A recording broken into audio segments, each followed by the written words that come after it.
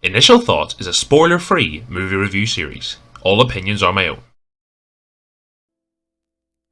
Hi everyone, welcome back to Initial Thoughts, a series in which we talk about films as and when they are released. Today's film we're talking about is Avatar: The Way of Water, which is of course directed by James Cameron and stars Sam Worthington and Zoe Saldana. So around a decade and a half ago we had one of the most, you would say, influential films of arguably all time was released in Avatar, directed of course by James Cameron as mentioned, and is one of those films that if you're looking at the noughties as a decade and just kind of recent cinema, I say recent in the last kind of 25 years, that's probably been one of the most, influential films, Avatar. Now, do I love the film? We'll get to that in a second, but you have to acknowledge the quality of Avatar. It nearly single-handedly introduced 3D films, and while 3D movie-going as a whole hasn't really stuck around, although it has kind of had a re-emergence here for The Way of Water, it's hard to deny Avatar. Is it a film I absolutely love? It's not, admittedly. And I think I like it a bit less than a lot of people. I know people love Avatar, the 2007, 2008, whatever it was, when it came out, and it is a film that, yes, it is visually stunning. It's hard to deny that. And inevitably, and when we get to talking about The Way of Water here, you know that's certainly going to be a quality that the sequel would have to have because of the spectacle, the treat for the eyes that is the first film. And it's hard to deny that. It really is visually stunning, the first Avatar film. But I always thought that, and for me personally, I always thought the storytelling and more side of the story being told wasn't anything groundbreaking. It's the visuals that's the groundbreaking side of it. So obviously Avatar 2 was kind of suggested but never really confirmed for years and years, and I think maybe like yourselves, I certainly was in the camp of surely they're not going to bother with Avatar 2. Surely they leave it now.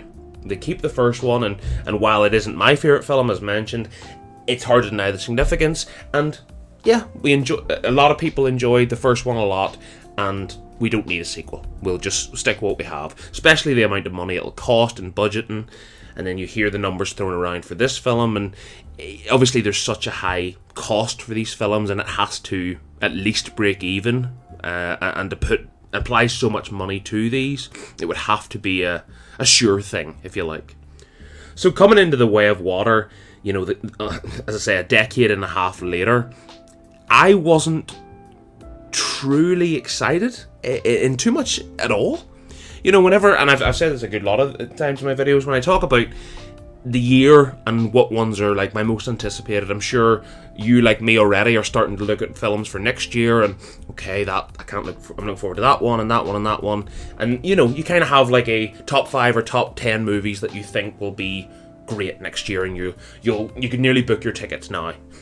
For me personally, while I knew that The Way of Water was coming out this year, albeit at the very end of the year, of course, but I don't think I was ever really excited for this film.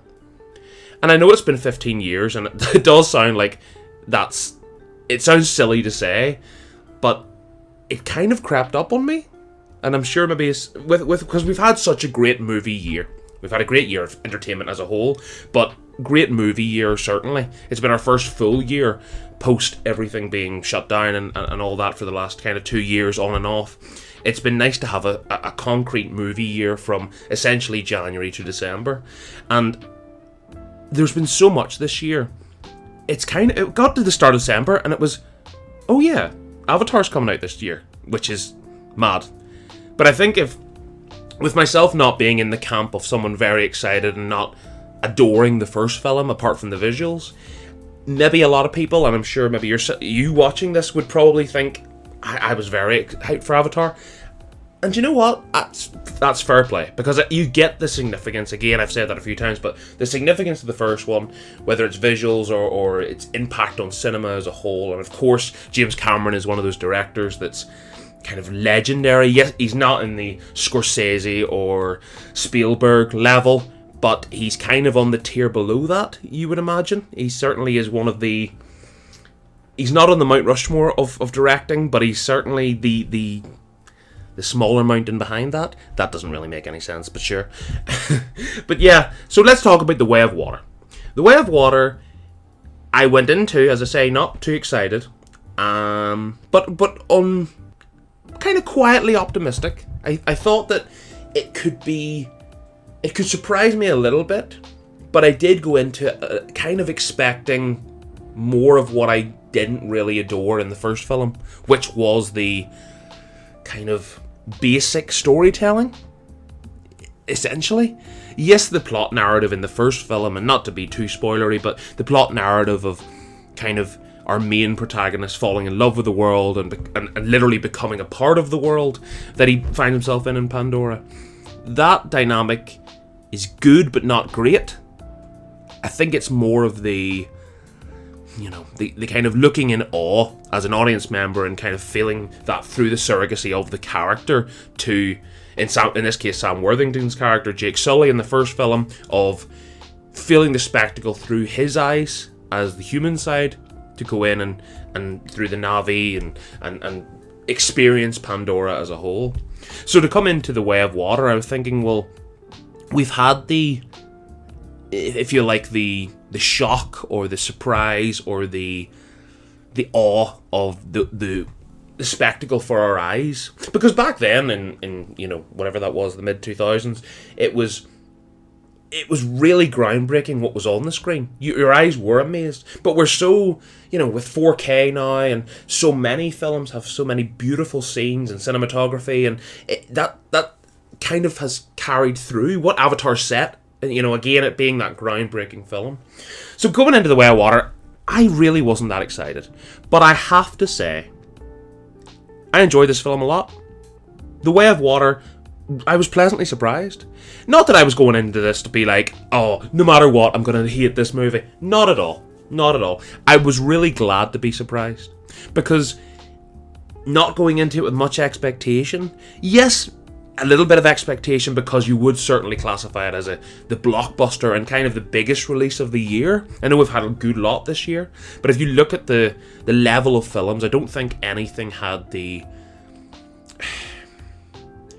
Maybe hype's the wrong word, but the potential to be a real blockbuster, like something like a Star Wars film, or next year we've got Indiana Jones, or any of these kind of what you would class as maybe legendary IPs.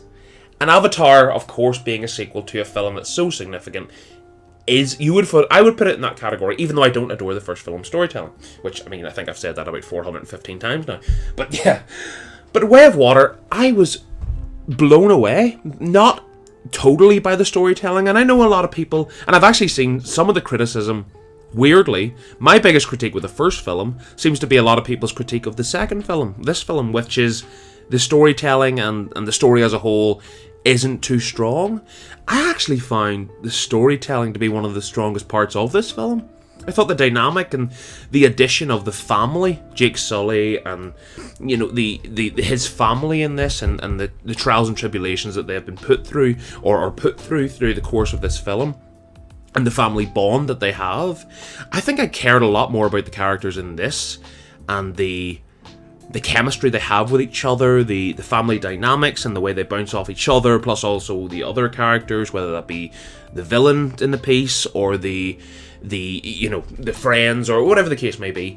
I found that to be the strongest element. And I found myself by the end of the film really caring about our characters. And to be honest, that's the biggest shock for me, because I rewatched the first Avatar coming into this, and yes, it does have the spectacle, but I didn't care about Jake Sully or any of the rest of the characters, even the villain. None of it really, and I never found myself attached to them or really, latching on to the characters like you would with so many of films and so many that we've had this year, where we've had really engaging characters that you love, and certainly I've loved. So that was that's the one that coming home and turn the microphone on as I always do with these videos, I'm quite blown away by that. Now, is it my favourite film of the year? It's not. Is it the best story of the year? It's not either. But I was really... Yes, it has this... And you know what? We've talked about the spectacle of the first one, but let's talk about the spectacle of the second one. Because I did find this still...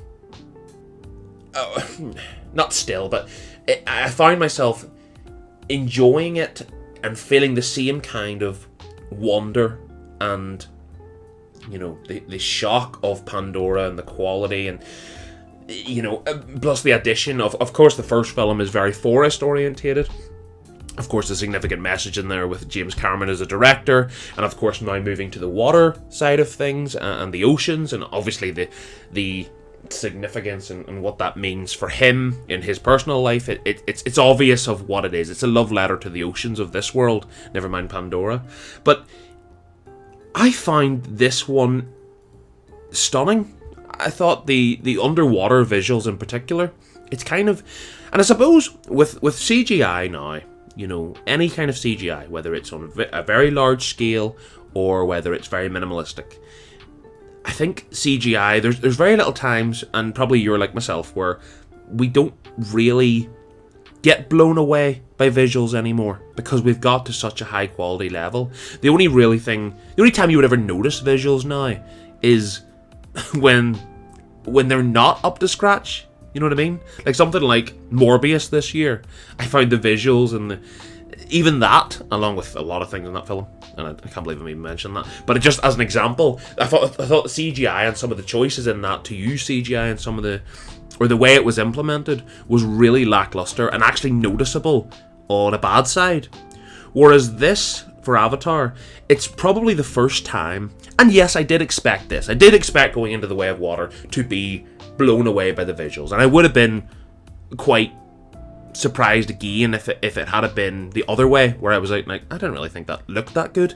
No, this movie's stunning. This movie is a spectacle to watch and view, but also to have, and I'll go back to it, the storytelling part of it, and that was the biggest shock for me. It really was, and that's where I don't get the criticism that's going around on the internet at the minute. And I've heard a lot of reviews where, yes, they've agreed with kind of what I've said. And I'm sure if you've seen it already or you're planning on seeing it, you'll probably agree that yes, this is a feast for the eyes. Of course it is. It's an Avatar film, and that's where the money goes into it.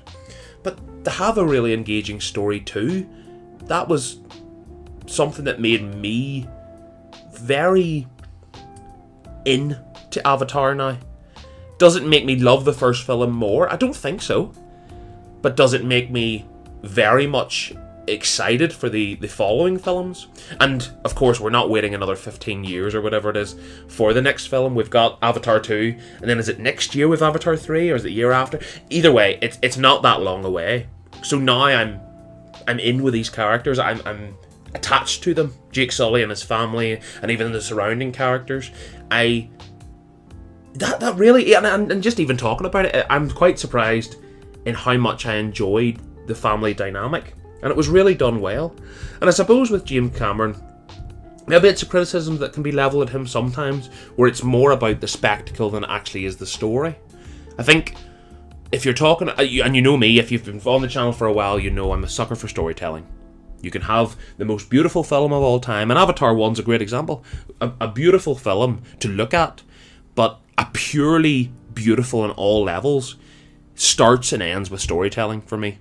If a story is told so well, it's the film as a whole. It was where else found the beauty of it. And this is a good example of... I don't want to overstate it though, because the storytelling's good and I'm engaged so much more than the first film. And I have to say, I enjoyed Way of Water far more than Avatar 1. And some people might say, no, definitely, no, the first one's far more iconic and has whatever. I get that, but I also don't agree, for my opinion. I think The Way of Water took a lot of things that was good in the first one and brought those over. Of course, the visuals and, so much else of that, and the kind of atmosphere that builds around the set pieces throughout the film, whether it be action scenes, whether it be score, whether it be you know, so many things from the first film that were good, but amplified them up even more, plus added a really engaging story. I like this a lot. And also, something that would obviously get flagged because of the, you know, or just due to the nature of it, the length of the film, you know, being over 3 hours.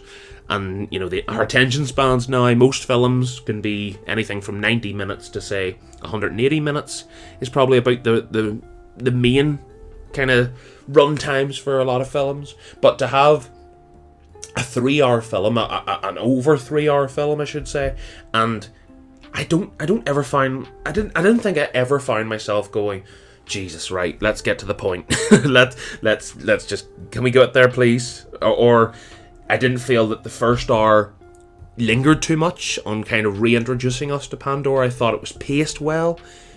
Avatar The Way of Water was a real surprise. So much better than the first film. Is it my favourite film of the year? It's not. Is it near my favourite films? Not really. Because it still has some of the tropes.